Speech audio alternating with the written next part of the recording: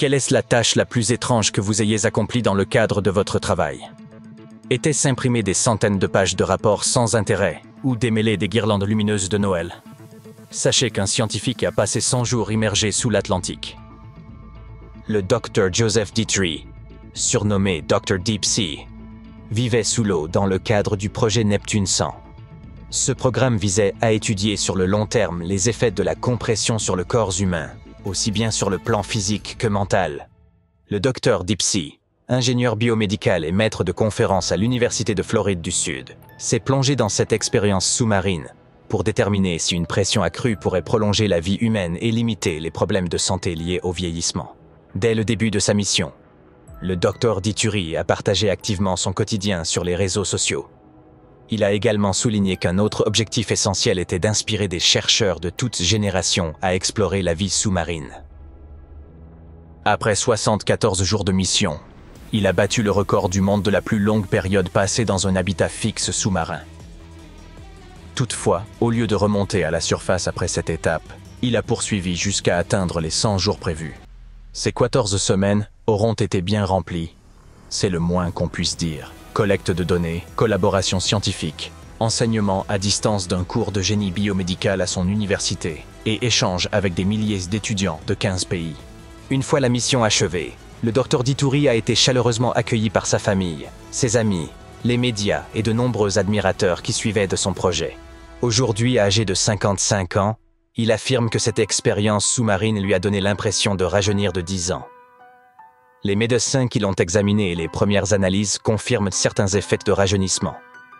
Son sommeil et son métabolisme se sont améliorés. Il a également remarqué que sa taille avait diminué d'1 bon centimètre.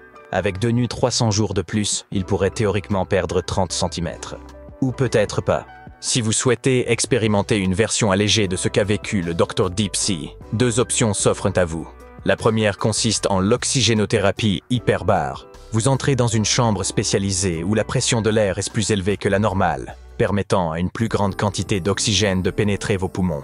Cette méthode favorise les processus de guérison, mais un excès d'oxygène peut être nuisible, ce qui impose des réglementations strictes.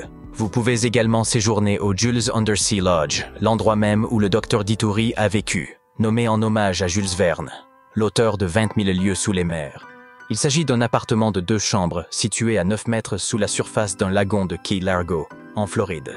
Rassurez-vous, ce logement insolite ne risque pas de s'éloigner. Il est solidement ancré au fond marin par des structures spéciales. 3 fenêtres offrent une vue imprenable sur l'océan et sa faune marine abondante. L'hôtel dispose également d'un centre de commande régulant l'oxygène, l'eau et l'électricité, d'un système de climatisation pour garantir un confort optimal, ainsi que d'un chef qui plonge pour préparer des repas sur demande. Toutefois, vous ne pouvez pas simplement plonger sur un coup de tête pour voir s'il y a une chambre de libre. Chaque client doit remplir des formalités administratives. De plus, il est nécessaire de porter un équipement spécifique que vous devrez laisser dans une zone dédiée avant de profiter vos appartements. Quant au Dr Dietrich, il n'envisage pas d'interrompre ses recherches sur la manière dont les humains peuvent survivre dans des environnements isolés. Il prévoit de participer à un vol à bord d'un avion modifié qui permet de vivre plusieurs expériences d'apesanteur. Ce type d'aventure, peu adapté au cœur sensible, représente une étape clé vers son objectif de devenir astronaute civil et de voyager dans l'espace d'ici 2026.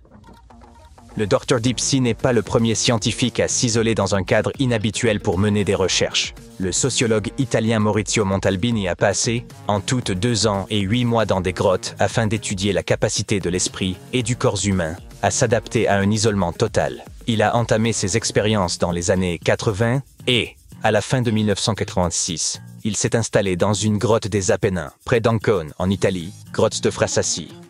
Il ne referait surface que 210 jours plus tard, devenant ainsi le détenteur du record mondial pour le plus long séjour en isolation complète à cette époque. Pour survivre, Montalbini s'est nourri d'un régime hypercalorique composé de poudre et de comprimés, similaire à celui utilisé par les astronautes en mission spatiale.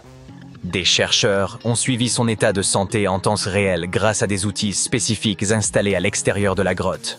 Plus tard, Maurizio a battu son propre record et expliqué que réussir un tel exploit nécessitait d'apprivoiser sa solitude plutôt que de la combattre. Ses recherches, menées en collaboration avec la NASA et plusieurs universités à travers le monde, ont démontré que l'isolement affectait la perception du temps et les cycles de sommeil. Une architecte d'intérieur originaire d'Ancône, inspirée par ces expériences, a décidé de participer à une étude similaire en 1989. Stefania Follini a passé 4 mois dans une pièce souterraine située à 9 mètres de profondeur, dans la Lost Cave du Nouveau-Mexique. L'objectif de l'expérience portait sur l'étude des rythmes circadiens, ces cycles de 24 heures qui régissent l'horloge interne de notre corps. Privée d'indices naturels pour situer le temps, elle s'est rapidement mise à rester éveillée plus de 20 heures et à dormir 10 heures d'affilée. Ainsi, son horloge biologique s'est ajustée à un cycle de 48 heures. Elle s'occupait en jouant de la guitare, en utilisant un ordinateur et en interagissant avec 2 souris nommées Giuseppe et Nicoletta, des grenouilles et des sauterelles. Pour personnaliser son espace, elle réalisait des décorations en carton et pratiquait le judo afin de maintenir sa force et sa souplesse. À la fin de l'expérience, les scientifiques qui l'ont accueillie lui ont demandé de deviner la date. Elle pensait être à la mi-mars, alors qu'elle sortait en réalité de la grotte le 22 mai. Stefania avait perdu la notion du temps, ainsi que 8 kg, en raison de son nouveau rythme et d'un régime principalement composé de haricots et de riz. Elle souffrait également d'une carence en vitamine D. Vous connaissez ce sentiment quand vos parents insistent sans relâche sur une idée et que vous rêvez de leur prouver qu'ils ont tort. C'est ce qui a poussé le Dr Donald Unger à entreprendre une expérience scientifique pour le moins singulière. Pendant plus de 50 ans, il a fait craquer les articulations de sa main gauche 2 fois par jour. Contrairement à ce que sa mère lui avait prédit, il n'a développé aucun problème de santé grave. Bien que cette expérience seule ne suffise pas à confirmer ou à réfuter cette croyance répandue, d'autres études ont abouti à des conclusions similaires. Regine Gris, une biologiste canadienne de Colombie-Britannique, a choisi de prendre au pied de la lettre le fameux adage « Au lit marin, la puce a faim » et a volontairement laissé des punaises des lits la piquer. Environ 180 000 fois. Tout cela pour la science. Son objectif était d'analyser et d'identifier les composés les plus efficaces pour attirer et piéger les punaises de lit, ces intrus notoires dont l'élimination peut s'avérer coûteuse et complexe. La biologiste, en collaboration avec son équipe, a voulu tester si des pièges appâtés avec des phéromones pourraient attirer ces parasites et permettre de détecter leur rassemblement avant qu'ils ne prolifèrent. Cependant, un élément crucial manquait à leurs recherches. Le composé utilisé par les punaises de lit pour identifier un habitat comme sûr et propice à leur installation. C'est ainsi que Gris s'est transformée en appât vivant pour ces nuisibles. Avec son équipe, elle a réussi à isoler le composé recherché, l'histamine, une substance que les humains produisent lors des réponses immunitaires. Les chercheurs estiment que cette découverte pourrait permettre de fabriquer des pièges chimiques abordables pour lutter contre ces parasites. Le Dr Kevin Warwick, ancien professeur de cybernétique à l'université de Reading, au Royaume-Uni, a marqué l'histoire en devenant le premier véritable cyborg. Il a relié son propre système nerveux à un ordinateur pour explorer les possibilités qu'offre la technologie dans le domaine de la santé. En implantant un dispositif dans son bras gauche, il a pu transmettre ses signaux neuronaux à une main robotique et la contrôler. Selon le scientifique, les implants représentaient une solution idéale pour les personnes souffrant de troubles neurologiques, leur permettant de manipuler des objets simplement par la pensée. Mais cette technologie ne se limite pas aux traitements médicaux.